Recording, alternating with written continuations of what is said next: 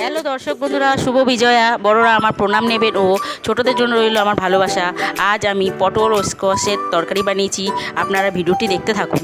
প্রথমে সর্ষের তেল গরম করে তাতে মৌরি, জিরে, সর্ষে, মেথি ফোড়ন দিলাম। এবার আদা, লঙ্কা কুচি, টমেটো কুচি, জিরে গুঁড়ো, লঙ্কা গুঁড়ো, হলুদ ও ধনে গুঁড়ো দিয়ে নেড়েচেড়ে নেব। এবার আলু, পটল ও স্কোয়াশ এতে দিয়ে নেড়েচেড়ে নেব। এবার এতে স্বাদ অনুযায়ী নুন দিয়ে মিশিয়ে কিছুক্ষণ ঢাকা দিয়ে রেখে দেবো। এবার ঢাকা খুলে তাতে পরিমাণ মতো জল দিয়ে নেড়েচেড়ে নেব। এতে অল্প চিনি দিয়ে আবারও নেড়েচেড়ে নেব। অবশেষে ধনেপাতা কুচি দিয়ে নেড়েচেড়ে নিলেই তৈরি পটল স্কোয়াশের সবজি। খুব সহজ না এটা তৈরি করা? বন্ধুরা দেখলেন তো কত সহজেই তৈরি হয়ে গেল পটল স্কোয়াশের সবজি। আপনারা চ্যানেলটি সাবস্ক্রাইব করে পাশে থাকবেন। আপনারা ভালো থাকুন, সুস্থ থাকুন। ধন্যবাদ।